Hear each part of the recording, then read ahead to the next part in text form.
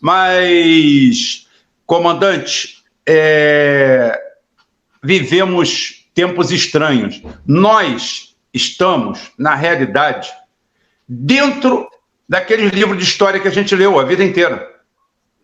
A gente lia o livro de história, a gente começa lá, pelo menos na 4ª série primária, mais ou menos, a aprofundar a história, né? História mundial, história do Brasil. Aí a gente lia lá aquele negócio, né? A Idade Antiga vai até 476, com a queda de Roma. Aí depois a Idade Média vai até 1453, com a queda do Império Bizantino, ou Império Romano no Oriente, Constantinopla, queda 1789. Aí essa divisão são feitas todas a posteriori. Na época ninguém sabia que estava em Idade Média, ninguém nada. Todo mundo sempre está na Idade Contemporânea, são os seus contemporâneos, quem está à sua volta. Então esse negócio daí é uma divisão. Mas existem feitos históricos, passagens históricas, que provavelmente as pessoas que estavam passando por esse ciclo não se deram conta, continuaram vivendo suas vidas, tocando suas vidas, e não sabiam que eles eram testemunhas oculares da história, de grandes mudanças na história. Tá? Eu pensei que ia nascer, crescer, viver e morrer num período estagnado. Aqueles períodos que você fala assim, gente, quando você olha para a história como uma régua, como uma reta, você fala assim, não aconteceu nada aqui nesses 200 anos, não aconteceu nada, é igual a Roma. Roma foi o maior conquistador, mas Roma passou décadas e décadas sem batalha, sem nada, só ocupando, né? Só com o sistema de ocupação, que é onde eles desenvolveram mais a engenharia, tudo isso, ótimo. Só que nós estamos realmente no olho de um furacão. E eu tenho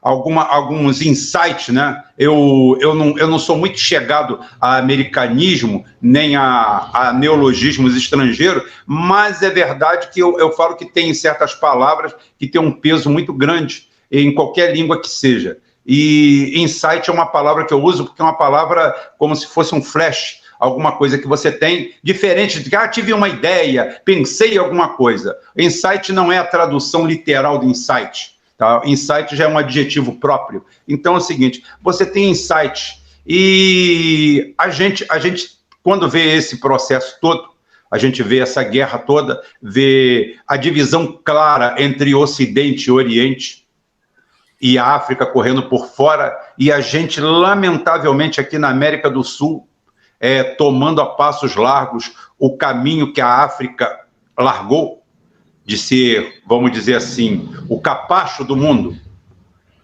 Durante 300 anos, destruíram, vilipendiaram, acabaram. O último século, arrasaram com a África, roubaram de tudo quanto foi forma, colocaram governos títeres, ladrões internos, traidores do povo, fizeram tudo aquilo, e hoje você vê a África recuperando o orgulho nacional, e são 54 países, não estamos falando de um país, a África não é um país, a África é um continente com 1 bilhão e 300 milhões de habitantes e com 54 países, mas você vê essas pessoas recuperando, tá?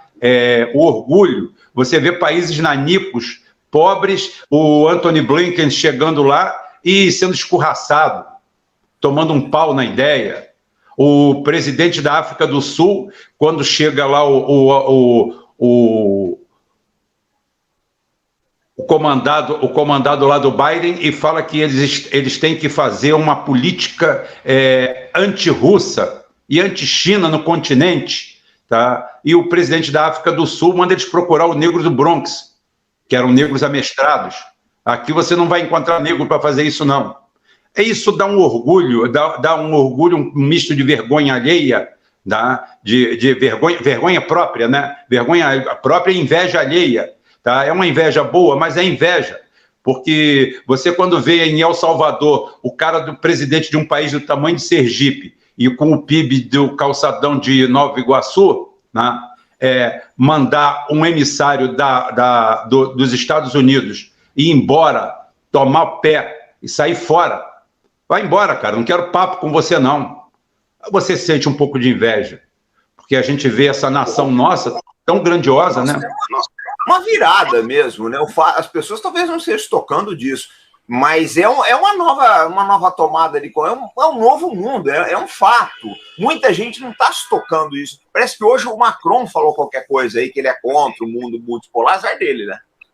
Azar dele.